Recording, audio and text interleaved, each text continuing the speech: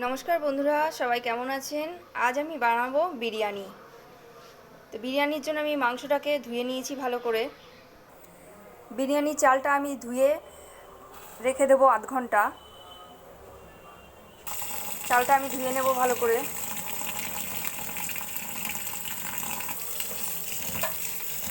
বিরিয়ানি চালটা আমি ধুয়ে রেখে দেবো। এবার একদম ঘরোয়া পদ্ধতিতে বিরিয়ানি করব। একটা হাঁড়ির মধ্যে আমি জল দিয়েছি, জল ফুটতে দিয়ে এবার জলের মধ্যে আমি তেজপাতা, লবঙ্গ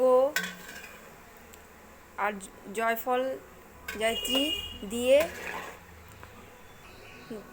জল ফুটে উঠলে এর মধ্যে নুন দিয়ে চালটা দিয়ে দেব। বিরিয়ানিতে দেওয়ার জন্য আমি আলু আর ডিম সেদ্ধ দিয়েছি। একটু নুন হলুদ দিয়ে দিয়েছি সেদ্ধ হতে। এবার বেরেস্তা বানানোর জন্য আমি পেঁয়াজ কেটে নিয়েছি কুচি কুচি করে, আর মাংসেতে দেওয়ার জন্য একটু বড় করে পেঁয়াজ, লঙ্কা, আদা রসুন কেটে নিয়েছি। এটা পেঁয়াজ, লঙ্কা, আদা রসুন এগুলো আমি পেস্ট করে নেব। মাংস ম্যারিনেট করার জন্য একটু দই সামান্য দিয়ে দিয়েছি। এবার পেঁয়াজ, রসুন, আদা বাটাও দিয়ে দেব। এবার জিরের গুঁড়ো, ধনে গুঁড়ো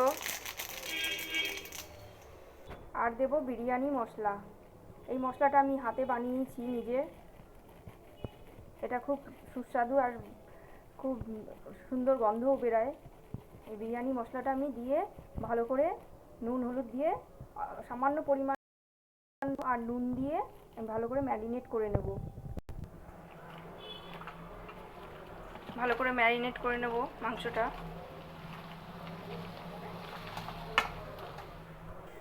মাংস আমার ভালো করে মাখা হয়ে গেছে। এবার রেখে দেব, আধ ঘন্টা রেখে দেবো কিছুক্ষণ। জল আমার ফুটে উঠেছে। এবার নুন দিয়ে দিয়েছি। নুন দিয়ে এবার চালটা আমি দিয়ে দেব।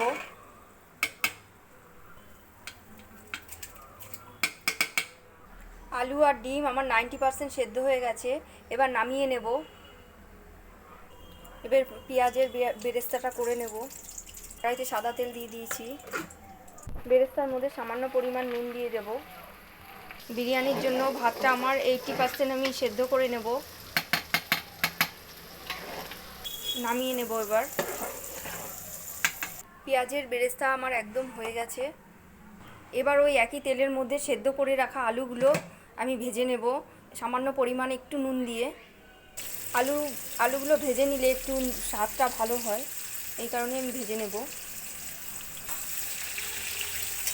লাল লাল করে একটু ভাজবো।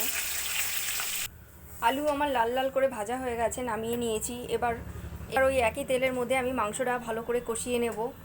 মাংসটা ভালোভাবে কষিয়ে নেব বিরিয়ানিতে দেওয়ার জন্য। এবার ঢেকে রেখে দেব যতক্ষণ পর্যন্ত সেদ্ধ না হয়। বিরিয়ানির মাংস আমার একদম রেডি। এবার আমি হাঁড়ির মধ্যে দিয়ে দেব। এবার রাইসের সঙ্গে আমি মিশিয়ে নেব। মাংসটা ভালো করে মিশিয়ে আমি ভাপে বসাবো। আলুগুলো দিয়ে দেব।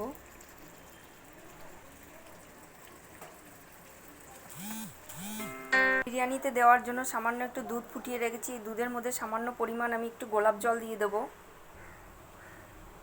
এবার পেঁয়াজের বেরেস্তাটা দিয়ে দেবো ওপর দিয়ে।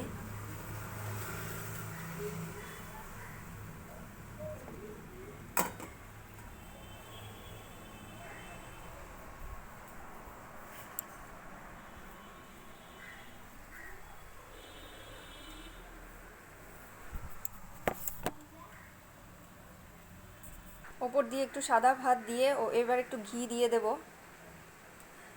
এবার একটু বিরিয়ানি মশলা দিয়ে দেবো ওপর দিয়ে। এবার দুধ আর কেওড়া জলটা, গোলাপ জলটা আমি ওপর দিয়ে দেবো। এবার সেদ্ধ করে রাখা ডিমগুলো দিয়ে দেবো। দিয়ে এবার ভাপে বসিয়ে দেবো। এবার আধ ঘন্টা ভাপ হলেই আমার বিরিয়ানি একদম রেডি। বিরিয়ানি আমার একদম রেডি। বন্ধুরা, বিরিয়ানি আমার একদম